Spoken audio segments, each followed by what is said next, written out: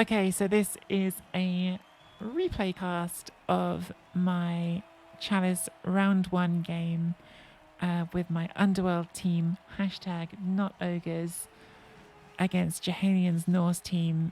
It could buy me a boat. This game was originally cast on my Twitch channel with Space Cadet and Crystal Hunter as the commentators, but unfortunately my computer repeatedly went wonky, and so I wanted to do a cast so we could see the end of the game, and also so I can have a complete version of the game to keep for posterity, I guess, and let people watch back. So yeah, we'll take the opportunity to watch back over, and we can have a think about how I feel about how I played and see if the things I could have done better. Constant Hangover, thank you so much for the Prime sub. Welcome to the Weirdos. Enjoy your ad-free viewing and your emotes. But yeah, thank you for the support. Was the tea cold by the time you finished yelling? I just said sipping it with on my face. Yeah, Kindred, is such a bummer that the original cast went wonky. Like, because I was really excited to have Crystal Hunter and Space Cadet on. I haven't watched back what didn't go wonky yet, but I bet they were a heap of fun. They both were very apologetic afterwards, saying like, "Oh, sorry that we didn't talk so much about the game," but they just seem like a really fun tandem. As someone said yesterday, the contrast between Crystal Hunter's optimistic, seeing the play, an opportunity, and Space Cadets, everything's going to go wrong, pessimism, I bet was a lot of fun. And they're two lovely streamers, so yeah, I will definitely look forward to watching that back. So, quickly before we start going into this, just for anyone who, again, didn't know the full setup before we started from the game. Hang on. Let's get the skills on. Yesterday, so my team was about 15-10 TV. I bought a couple of extra goblins before the game because I realised I was going to be the overdog anyway. And my main thought playing against Norse was the way I could lose this game is if they bang me out before I can bang them out, basically. Juhanian, who's a very good coach, one of the top like win rates in Chalice, had slightly abandoned their team because they suffered a few perms to start to key players, and then qualified having thought they wouldn't. So their team was in slightly bad shape. As you can see, they only have 2 positionals on the team, which is 1 rookie berserker and 1 level 3 all foreigner. Everything else is just a lineman. But Norse one of those teams where just a team of linemen can be pretty good. 50,000 for players with 6337 and just block on every single player is not bad. Juhanian had about 450 or so of inducements to play with, maybe more. They ended up going with, you can't see it because it's not showing up, but they went with two bribes and a babe and the wizard. So they basically leaned all the way into that, and then they got 1 extra player, so they brought their roster up to 12. And I won the coin toss and chose to go on offense first. My first couple of hits were not successful, but then this one does go a bit better. Yeah, so definitely a game in which both teams wanted to win the coin toss very, very much. Yeah, winning the coin toss was immediately good news for me in this game, and then getting a first casualty on the line of scrimmage, also very nice.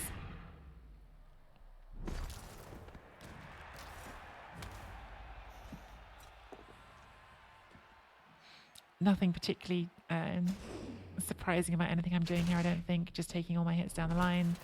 And this one I do pile on because I'm pretty confident that I can protect this from being fouled too well. Doesn't get anything for the pile on, but we tried. It was a natural armor break, so not a bad chance to remove something here.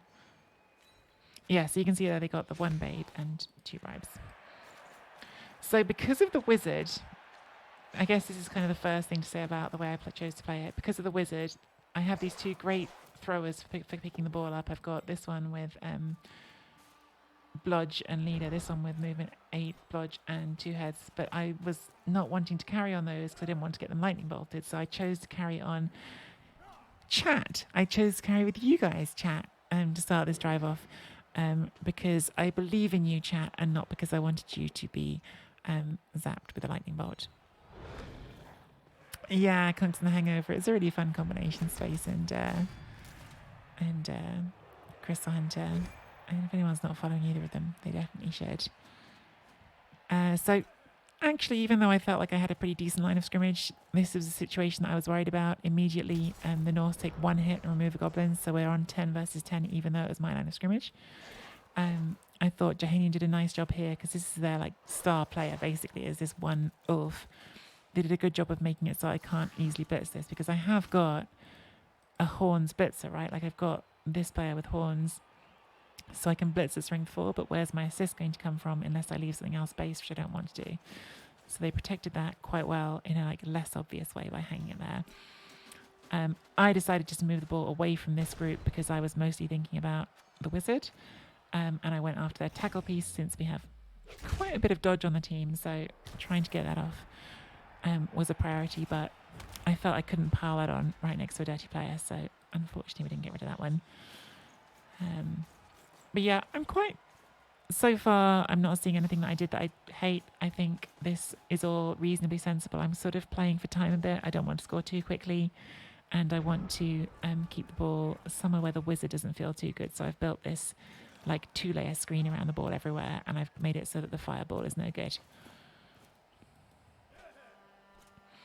I think I did not expect them to fight the troll here. I thought the troll was going to be strong enough to protect itself, but it wasn't. Juhanian came in for the mighty bow hit on the troll, which again I can definitely I don't hate that, because getting rid of the 1 strength 5 pitch player on my team and the 1 guard, I can definitely see that being quite a good strategy. They've got the 2 bribes, they've got the 2 dirty players. Definitely Juhanian's strategy for this game was try to get the removals early. As you can see, they did not get lucky with that first foul. First foul is not even a stun and uses the bribe. And then the troll gets up for us, which was nice. So I think my thought here was just to come back to the middle of the pitch. I thought I didn't want to... Ross, don't you worry about that, Ross. Yeah, I wanted to come back to the middle of the pitch. I didn't want to commit too early to one side, because if you commit too early to one side, they've got 2 frenzy pieces. I didn't want to get forced to score quickly.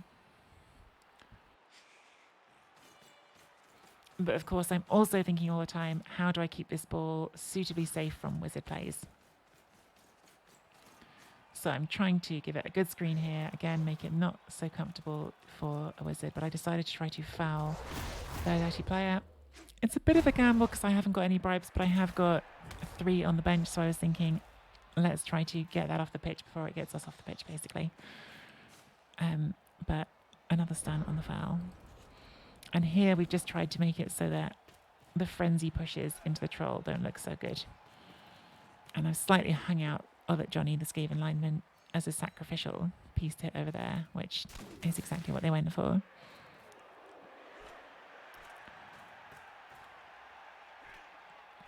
That's kind, Shrato. I think Andy's very good at explaining his games, actually, when he wants to, so I'm not sure about that, but thank you. Not chat. Chat is useless.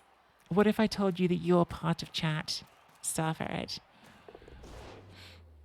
So the other dirty player comes in here, it's not a particularly exciting piece, but Juhanian is obviously just thinking any removal's a good removal. Lucky for us, that's another stun. And also lucky for us, those 3 dice on the troll don't knock it down. So now the troll is in a pretty interesting spot. They do get another hit in it here for a 1 dice. They roll a skull. This, I was pretty surprised Juhanian rerolled that, because he had only got 2 rerolls. So even though I can see you just don't want to take the mighty bow hit and risk losing a player, I thought that was a bit of a spicy reroll, and he got super punished for it because rerolled into another skull and then high rolled the armor and injury. So yeah, that was super unlucky for Juhanian right away. So Juhanian is already down to a maximum of 10 players. Which is good for us, because again, we've got a nice deep bench. This was a weird turn. This will probably be the first turn where I start to think, did I do the right thing? I'll let it play out, and then I can explain my thinking, but it doesn't mean that I think it was right. So first thing first, again, safe moves first. When we talk about safe moves first, doing the moves to make sure the ball is going to be not in a bad spot if what I go for next goes wrong. The ball here has a screen. Most of their team is over here, so the wizard isn't even so scary. We've got a forward position to maybe score from. And yes, I then decided to go for the hit with my piling on killer on this Ulf, because as far as I was concerned, this Ulf was kind of their most important player by a million miles. It's the only strength 4. It's like one of 2 positionals. It's the only positional which has got some skills. The strength 4, the block of the mighty blow, is the only mighty blow. Was such a big target, I did not want to risk it on the troll. And I also thought maybe I can push the troll into a more useful spot over here, which is what we do. But then the next part of this is, when you break armor on the Ulf but don't remove it, do you pile on? Because you know here you're going to get fouled, right? There's no protection for it really. And I did decide to pile on because I really wanted that Ulf off the pitch, first of all, which I did get. My other justification I had in my head for this one was, okay, they're going to foul this. I'm pretty sure they're going to foul this. This is basically my best player in the whole team. But if you foul this, all of these players here are going to probably come back here, be used to hit this. You're going to make it a big gang foul. And then I'm going to have the freedom of this part of the pitch to move all of these players through. And I still don't know if this was actually the right decision, to be honest. My thinking was that this would help me get to the turn 8 stall. I don't know if it was right, though. I'm just saying that's why I did it. I genuinely second guess myself a bit on this decision, but that was why I did it. And at least in that part of it, as you will see, I was right. Like, all these players come around here, and I end up with a lot of pitch. So, especially because he decides to hit the troll as well, which he didn't have to do.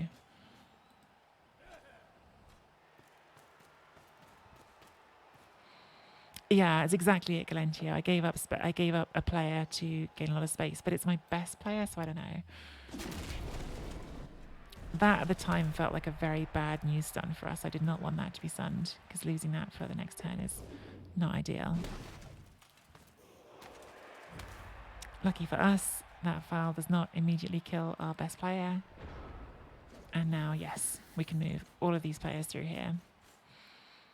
And because Skaven are fast, we even have just enough movement to run around and hit this guard piece, which is what I'm going to do.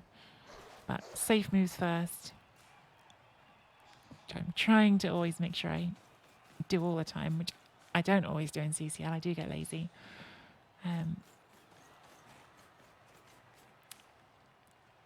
And make sure that we're screened again for the wizard. The only reason I didn't move this one first is because it would have been in the way of this blitz. So that's the only one I didn't move first, and that's because it was going to block the movement. This one needed to do the blitz. Because that's going to sit there to stop that from getting served. And then getting that at the end of the turn. I thought about fouling there, but I decided the send-off was too costly, so I just for positioning, so I decided not to do that foul, but I did think about it.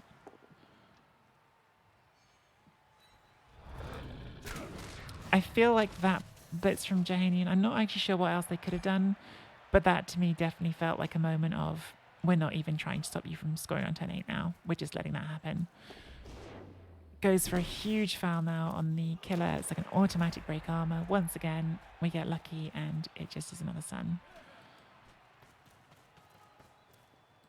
So we've been very lucky already with these fouls on the troll and on the killer, like that we haven't had a removal. We've been very lucky.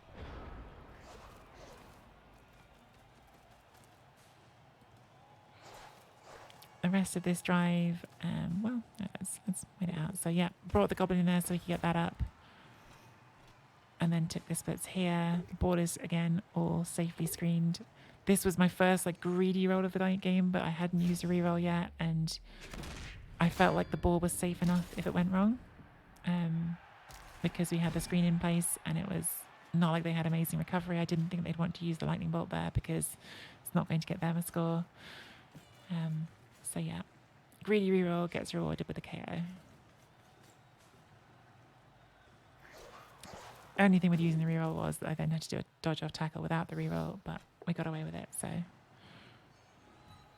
that was all right.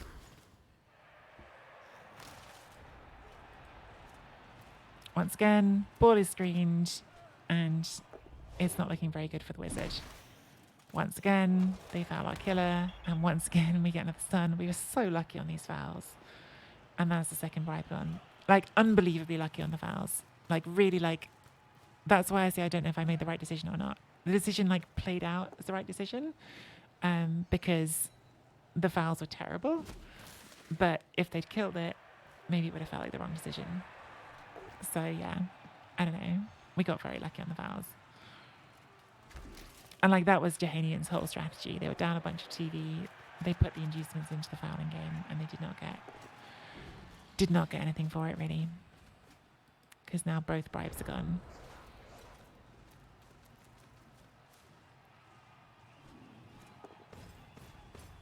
As soon as that troll moved, we've basically got the stall safe. They haven't got players in position to go for this, really, so...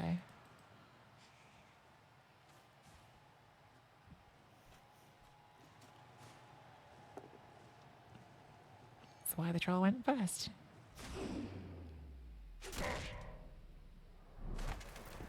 Would have loved to pile this on, but I don't think I do. Oh, no, it's KO. Don't pile on KOs. Although he has got a babe, so even KOs is like a little temptation to pile on. But yeah, definitely not there because obviously it would have got fouled. Oh, I suppose they can only foul one of the two. Can't foul both. Yeah, 100% Glentio. I think Juhanian played the correct game for the team that he had and like the win conditions that were available to him. I think that was definitely like the best chance he had. So just comes back in for one more foul, even without the bribe on our killer. You'll never guess what it is. It's a KO. And it's a send-off. So it's another removal for us. We've got already now their maximum number of players they're going to have in the second half of 9. So the game has gone very well for us in this first half. We've got the turn 8 score. We've got 3 permanent removals and 3 KOs. And we're going to get one more hit before we go to half time. Unfortunately, it would have been a GFI'd hit with the Mighty Bow, so we just took a safe one because I did not want to risk the score. And chat get the touchdown. And I think I even dropped into chat and said, well done, chat, in the original stream.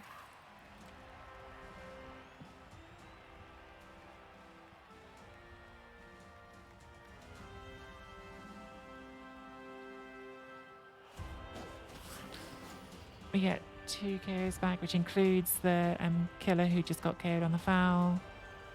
They get 2 out of 3 as well. Of course, there's going to be another round of KO rolls before half time. Hey, Raven.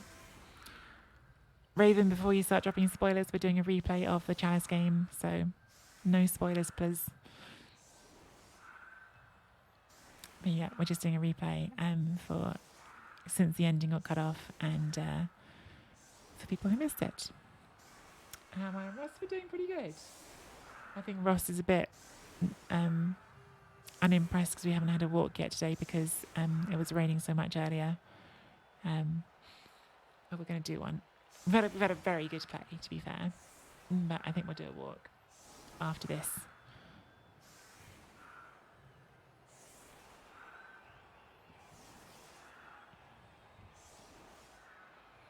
Loving the explanation. Good. I'm glad.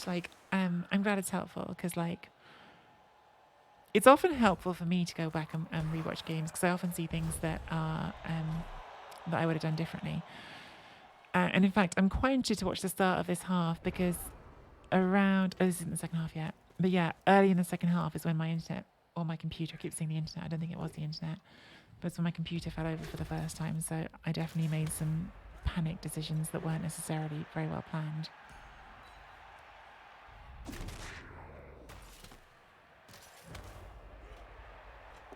It's like director's cut. Hey, Randy, how are you?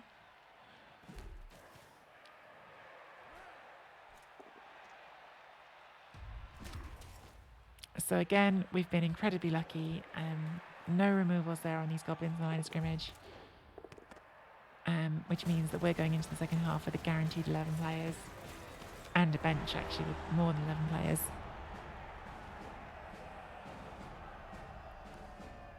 Yeah, no need for 3-minute turns in the recast.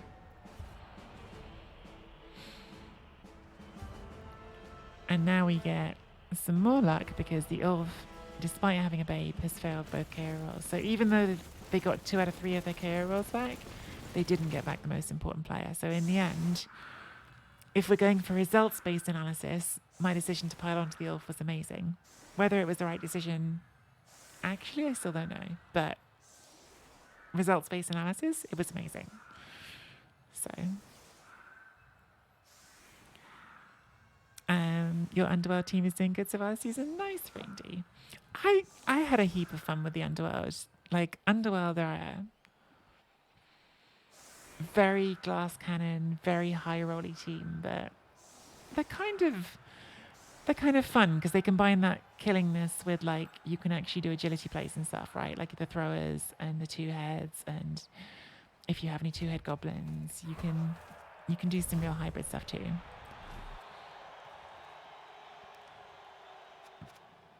So yeah, poor Juhanian has 8 Norse and none of the Mighty Blow and no bribes. Does still have the wizard though.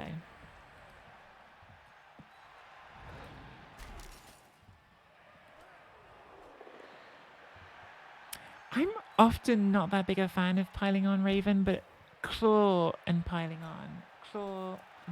Claw Pom in this edition of the game is ridiculous. It's ridiculous. Like the combination of those skills stacking together is definitely overpowered, which is why they got rid of it.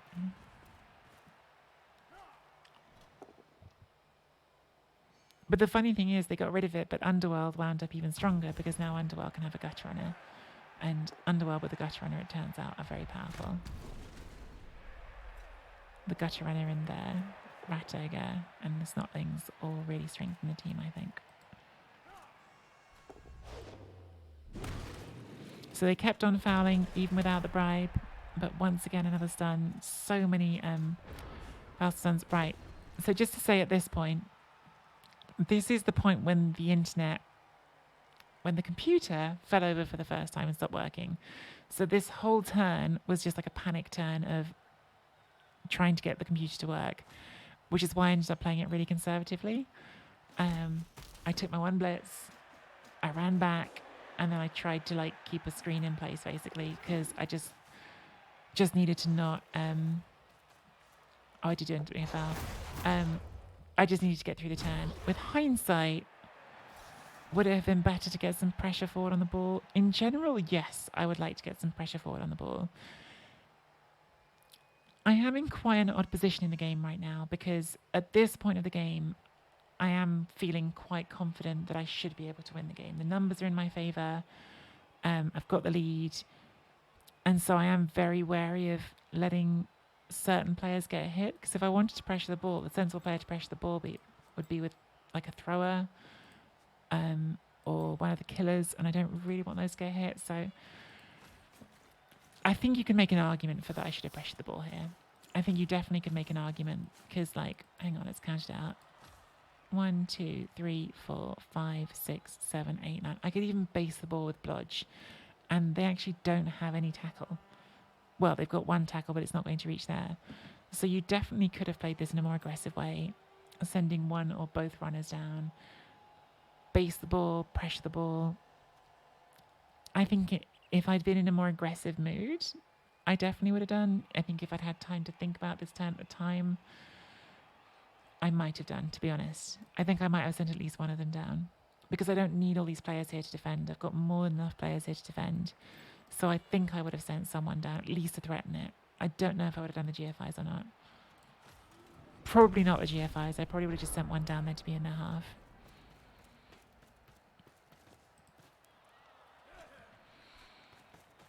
Hey, Space. I don't know how good an idea it is to watch the commentary. Space, the only reason I'm doing this, because I loved your commentary, is because the end of the game got cut off and I wanted to let people see the end of the game and to have a VOD which has the whole game in myself. There you go. So Crystal Hunter said that as well. There you go. Space said I would have based up, trapped the North line scrimmage and lost half my team for the next match. So you would have, let's give it back a turn because that's interesting. I think to explain what I think Space is saying, well, let's play out. So you're saying surround this whole group here because then they can't get out. And I do quite like that. The only thing I would say is that's like a totally more achievable goal if, first of all, that's not stunned. And if I didn't have like 4 strength 2 players. I think if the whole team is strength 3, I think I would definitely think about doing what you said. Just make it really like a nightmare to go anywhere. This is very passive, what I'm doing, which I don't need to be. But yeah, I think it's a great point from Space. I'm glad you're here to say it because I didn't say that one just then. And yeah, so that's another way of playing it. I was thinking about the basing the ball, but Space makes a great point. You could actually just encircle the whole team. You would be risking some hits on players that are valuable though, because you're not going to be able to do that with just the goblins. So you're going to be risking the Norse doing their Norse 1 dice and hitting important players.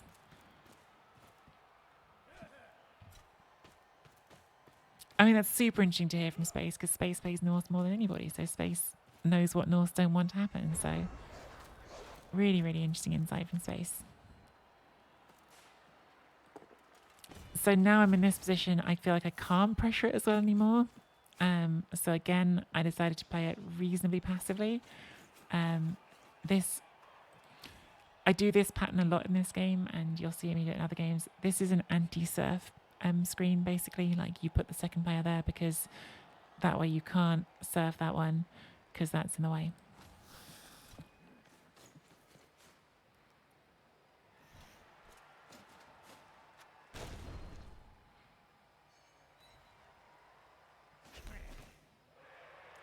Went for the easy hit on the edge.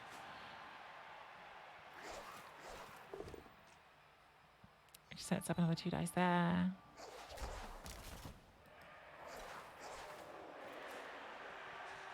We're giving up some goblin hits here, which in general I don't recommend. But again, we've got 2 on the bench, and I'm feeling goblins are the one thing that we can stand to lose here.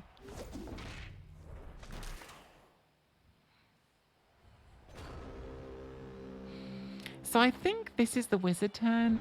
And yeah, so full disclosure, when this happened, I was still busy like trying to fix the computer. I didn't even see this happen. I like tabbed out, was trying to do things, came back to the screen, and then noticed afterwards that bolt was there. So yeah, really unlucky again for Juhanian. All of his inducements have basically been completely useless. Like the bribes got nothing, because even the KO fell happened after the bribes, and then the wizard rolled a 1. So really, really bad for Juhanian. And that would have allowed he bolted this one, not that one. That could have allowed them to move down and get a position here, and it could even have removed the leader. So yeah, that was just very lucky for me, wasn't it? So here I give up the surf screen because I know I'm going to hit the berserker, and they've only got 1 frenzy piece on the pitch. So I went to this screen knowing that this was my blitz target. And because I have Juggernaut on this player, unless I roll double skulls, I know I'm at least pushing it.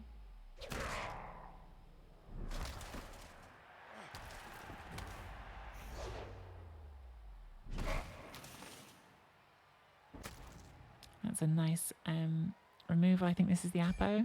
Yeah, so Apos, because again, they've only got 2 positionals, and that's one of them. We left a gap here. We knew we were leaving a gap here.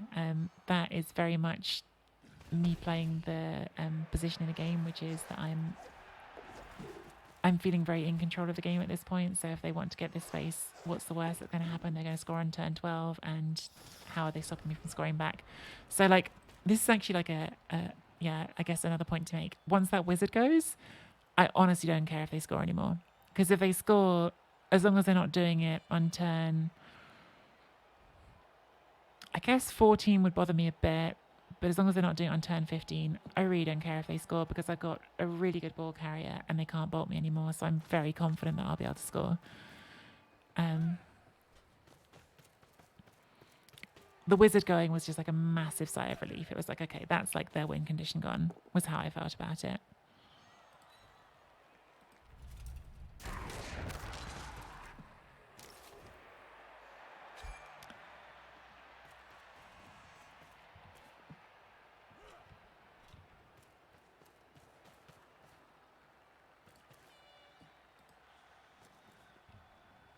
Was around here you couldn't watch anymore? Yeah, so this is when it broke for the second time, was around now.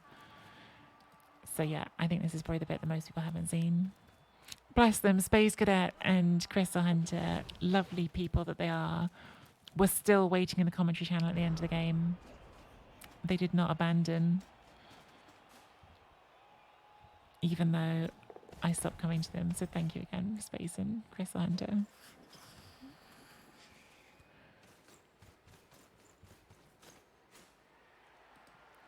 So yeah, here I do try to make the stop. I don't think I do a particularly good job on this turn of making it hard enough. Obviously, not getting that knockdown makes it less good, but I didn't think it was worth a reroll. Again, why not just save that reroll for possible offense, or even if it goes to it overtime, I'm not worried about them scoring here.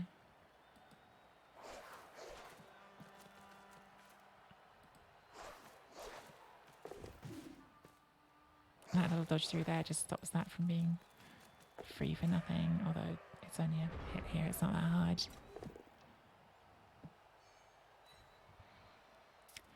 Yeah, I mean, Raven, this was a bit of an in-between play, and maybe it was two in between, but like my thought here was I'm putting up some kind of defense. It could work if they roll badly, but if they don't roll badly and they score, I don't mind. You know, I did make them roll a 3+ dodge, right? So if they fail the 3+ dodge, we have a chance. But there was no way they could stall there anymore. So they either had to score or they had to give me the ball, basically. Was the thinking with that more aggressive turn.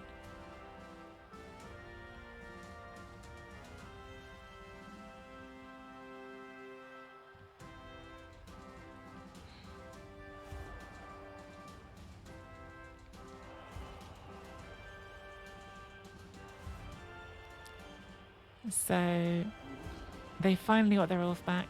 Fair enough. That took 3 goes to get back with a babe. So they have got 1, 2, 3, 4, 5, 6, 7, 8, 9 players. But I still have 11. In fact, I've still got a bench. So I've got 12. And there's no wizard to worry about. And I've got a very good ball carrier. I will say my stress levels were quite high at this point because even after I killed the stream, my computer was responding to everything really slowly. Like all the clicks had like a massive lag on them. I'd had to force quit the game twice because it was not responding to things at all. So I was really in a mindset here of like, you've just got to get this across the line. You've just got to get this finished. Yeah, so it was stressful. I wouldn't know to tell you all of them, Glentia. It's the same laptop I've been using for years, though. I've been using it for years on streaming and this. I am going to get a desktop. It's on my list of things to do before the end of the year, I think. And so I am going to get a desktop. But I think the problem was with Discord. I've reinstalled all my drivers, but I think the issue is with Discord, which I've also deleted and reinstalled. And I've tried one fix in Discord, and if that doesn't work, there's a second fix I can try.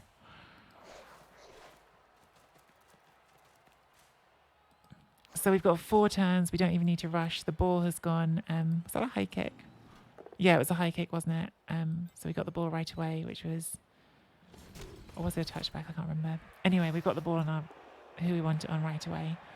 So that worry is already gone as well, picking the ball up. Go straight after this start off again.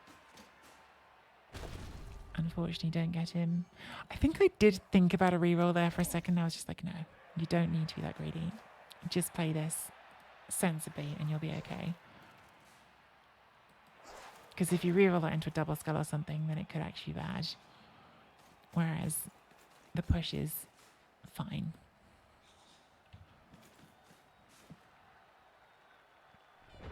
Discord is somewhat notorious for developing sudden weird resource leaks. Yeah, I think that's it. And laptops don't always have the spare capacity. But it's interesting because I've had it twice in 2 days, because I had it during the Monster Prom stream as well. And both times it was when I was on a Discord call. And I haven't had any problem streaming when not on a Discord call. So it does seem like it's a Discord that's the issue.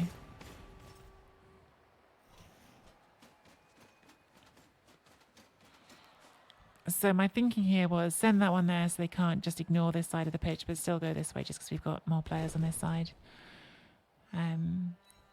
That was pretty much my entire non-complicated thinking of how we're going to get this score. Still need to be a bit careful, right? Because they've got their frenzy pieces. They've got the Orforerunner and the Berserker. Where is the Berserker? Berserker's there. So you still need to think about sidelines and not getting surfed. Which I think we did a reasonable job of here. I think this is the turn where I ended up deciding just give the Orpha Goblin. Oh hey! Thank you so much, Paddy Riot. There's a release trailer? Oh, I haven't seen that. I'll go check that out. But yes, I sacrificed Crystal Hunter here to the Orph because I thought, actually, there's only one player I'm really scared of right now, and it's this one. Juhanian doesn't want to have to do a 4+ dodge, so yeah, just give it a Goblin. And thank you so much, Paddy Riot, for the 7-month resub. That's super, super kind. Please do. We won't watch it until after the game is over, but after the replay is over. But I will definitely bring it up and have a look at it on stream afterwards, if that's a thing.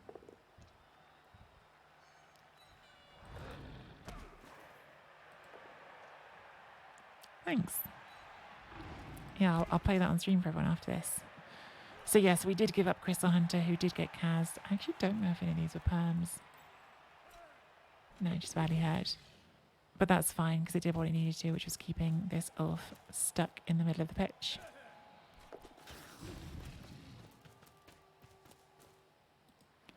I think Juhanian might have been better off leaving this player here, because I don't really want to go up this sideline, because I'm going to get squeezed very close to the sideline here.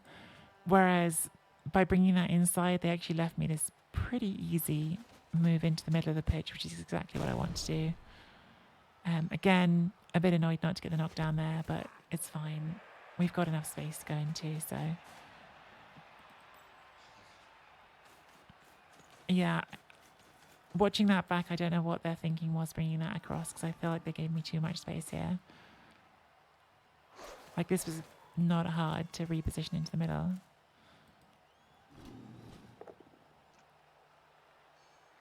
Slightly rowdy 3 dice there, because we did leave that a bit open.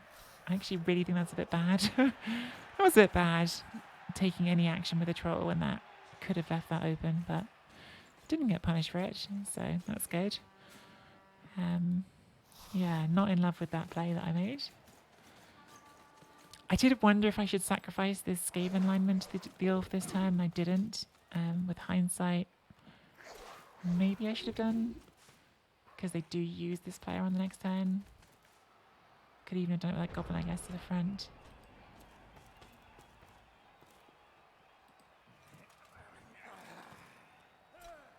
Yeah, the Horns is so good. Horns is so good on them. I think it's such a good take. I love the Horns Juggernaut one. I saw someone, I think it was Jimmy Fantastic, saying that they were surprised I hadn't taken tackle here. But we've got tackle on the other one, and I just really like that as like a hitting everything piece. You know you're going to get at least a push. Knowing you're going to get at least a push sometimes is really powerful. So this is actually a really interesting block. I actually want to take this back because I want to show people it before it starts. Because I think that Juhanian wants the push here.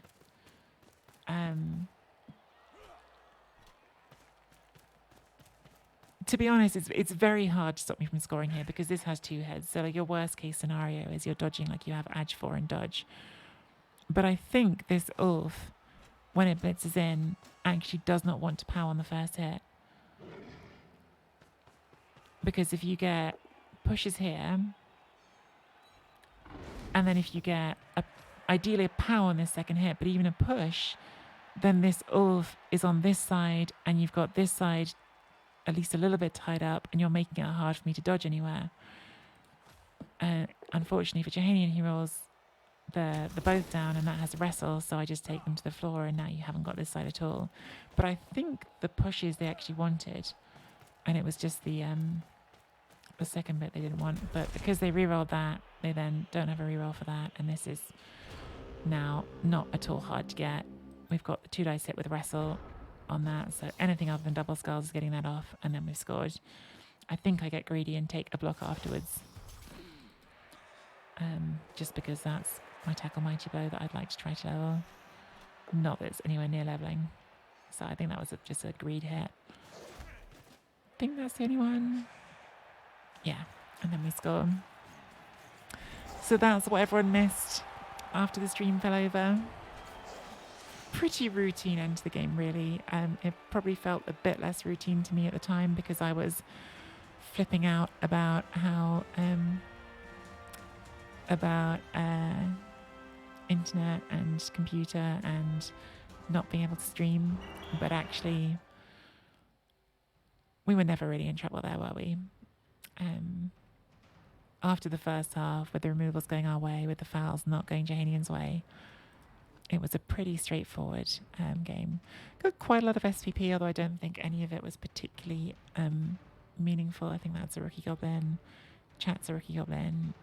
Jodorowsky is not close to level. WTK is almost certainly not getting a level because that would need to get all the way to legend. But yeah, I mean, this is pretty normal, I guess, just because you've got Claw Mighty Blow, and we did do 2 fouls, 1 foul. It's probably about normal. I think this is a little bit bad when you consider how often they fouled with Dirty Player. I think they were very unlucky not to get some more KOs and injuries. And if they had, then maybe the game would have looked different. But it was a favoured matchup for us, and I'm very glad I got through it.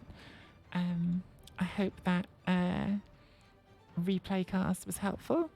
Why don't we finish off the replay cast by just having a quick look at who we could play in the next round? They haven't played yet, but I guess that makes it more fun for the content if someone is watching this in the future on YouTube and they're like, ooh, who's she going to play next? Well, our next opponent is either, because they have the time of recording this, they haven't played yet. It's either these goblins, so we could be playing Necromantic against goblins, we could be playing Underworld against goblins, so there could be lots of goblins on the pitch, coached by Yudlagar, who is probably like CCL's top all-time goblin coach. The only goblin coach I've seen that comes close is Keandre. Yeah, an incredible troll. Like, that's a dream troll. It's got 2 doubles for block and pro, and then guard, break, tackle as well. Really, really great troll. I don't know what the next level is. They've got a great agility 4, sure hands, blodge step, goblin, really, really nice ball carrier. They've got a dirty player, which is the thing that you most want on a goblin team. They've got another block sidestep, and they've got a movement 4 fanatic, which I love. Fanatics and more movement are so good. So it's a goblin team, but it is a good goblin team, and it's a great goblin coach. It's either that or it is, if I can find them, it's some dwarfs. It's Run Bad with Dwarf Jail. This is a very odd looking dwarf team because it's a dwarf team with a death roller. Death rollers are really expensive. That is at 12.90 TV with 11 players for the next game.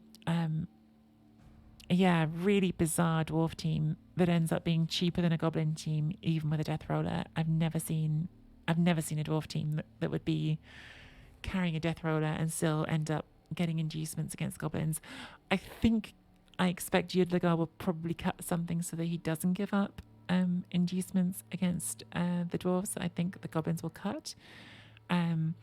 But yes, when it comes to playing us, we're probably going to be up against either a very lean dwarf team.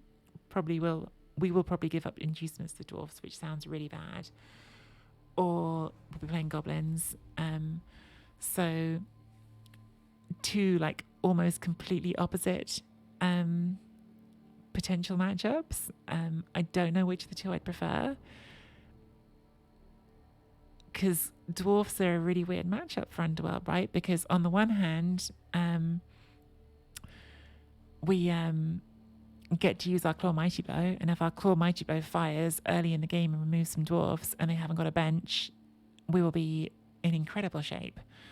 On the other hand, if the dwarfs hit us first with Mighty Blow hitting goblins, we might have no team very quickly. So dwarfs will be a weird matchup if we get it. Could go either way, who knows. Goblins, likewise, really, like the goblins will be a really weird matchup. On the one hand, we might be able to murder their goblins. On the other hand, they might murder us first. They've got this incredible troll. They've got an incredible coach. Yeah, I honestly don't know which of these two is better for us. I think they both will be tough. But you're in round 2 of Chalice, so you expect it to be tough, whatever happens. Yeah, that's the weird thing, Space Cadet. Like, if we just murder a couple of dwarfs early on, then that matchup becomes better for us than this one. But if we don't get the early removals, then we're probably in a lot of trouble. Whereas against this team, even if we don't get early removals, well, we are still playing against goblins, so we might have more of a chance. But I don't mean this to knock Runbad, who I think has got a lot better. I do think Yudlagar is a better coach between the two of them. I think Yudlagar is like a really, really top coach. So like, even though it's just goblins, it's Yudlagar and goblins. So it's like, yeah, not going to take anything as likely to go my way against Yudlagar. So, yeah, they're both good coaches. Like Runbad is definitely someone who's like got loads and loads better, because he's been playing loads and working, getting better. And yeah, definitely don't say that to disrespect Runbad, because I think he's a good coach. But Yudlagar's a bit special, I reckon, to be able to do what he does with goblins. Rough matchup for Yudlagar's a great coach, yeah. So that game, I think I saw Yudlagar saying in the Goblin Town. In fact, I'll double check it. Well, hang on. I'll wrap this up for YouTube. So if you're watching this on YouTube and you've enjoyed the content, don't forget to leave a like and subscribe. That's the record overall on the Underworld run. Now that we've got through round 1 of Chalice, very proud of that record. If we don't go any further, it's been an incredible Underworld run. So yeah, hope people have enjoyed watching it, and hit that like and subscribe button. It helps me out a load.